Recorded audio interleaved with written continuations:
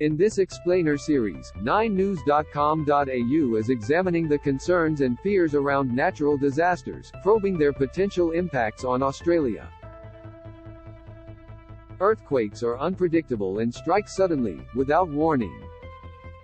The powerful natural disaster has caused death and destruction around the world, prompting leaders to grapple with how to prepare to mitigate their risk and impacts.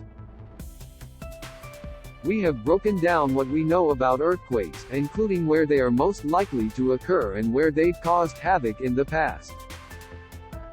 Read more. Explainer: The explosive truth about supervolcanoes. What makes earthquakes a deadly natural disaster? Earthquakes pose a huge risk to human life.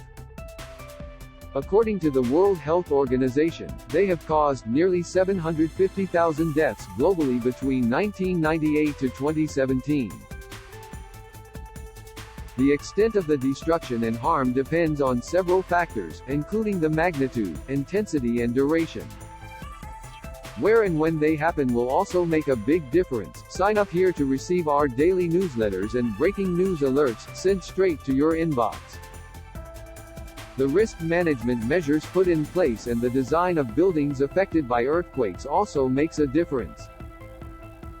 The deadliest earthquake-related event in recent times was the Boxing Day tsunami in 2004. Just before 8 a.m. on December 26, 2004, a 9.1 magnitude earthquake struck off the coast of northern Sumatra. The 10-minute quake is believed by scientists to be the third biggest in history. At least 230,000 people died or went missing during the disaster and hundreds of kilometers of coastline were washed away, with buildings stripped to the slab or smashed apart. Expert Dr. Caroline Eakin said in terms of deaths directly due to seismic shaking, there is a common pattern. Earthquakes don't kill people, buildings do, Eakin said. The worst events are those which occur at shallow depth, close to large population centers, where buildings or structures have not been constructed to withstand seismic shaking. Landslides triggered by earthquakes in regions of steep and unstable topography can also be particularly devastating. Read more. What to do if you encounter a deadly snake, spider or jellyfish. Where are earthquakes most common in the world? Earthquakes are the largest and most frequent at tectonic plate boundaries where two plates collide or slide past each other. Some regions experience this natural disaster more frequently than others. According to Geoscience Australia, earthquakes particularly occur around the margins of the Pacific Plate, which includes New Zealand, Vanuatu, the Solomon Islands, Papua New Guinea, Japan and the Americas. Earthquakes also occur along the Indonesian islands arc, where the Indo-Australian Plate collides with the Eurasian Plate. Why are they so destructive? Earthquakes can be destructive for many reasons.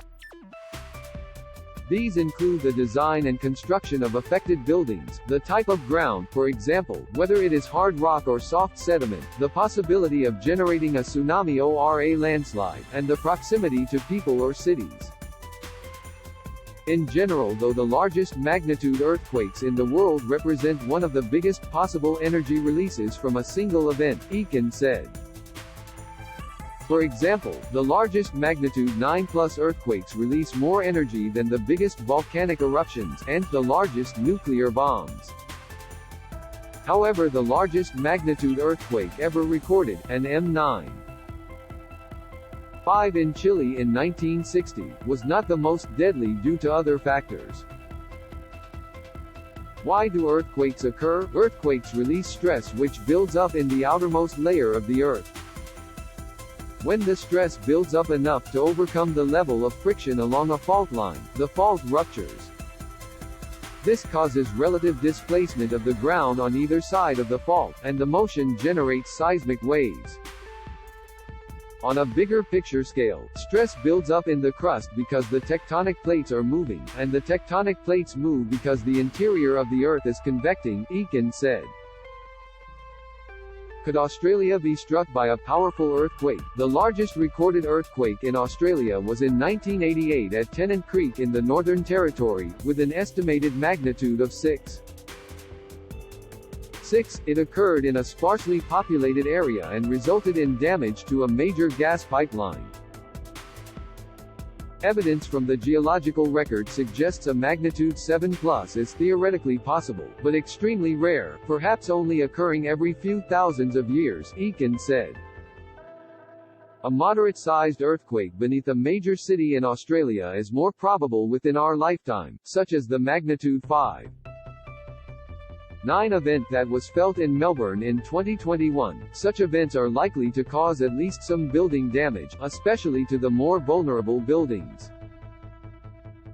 Eakin said for low-lying coastal populations, the biggest risk is potential tsunamis generated by large earthquakes elsewhere, especially along the subduction zones and plate boundaries that surround the Australian continent, she said.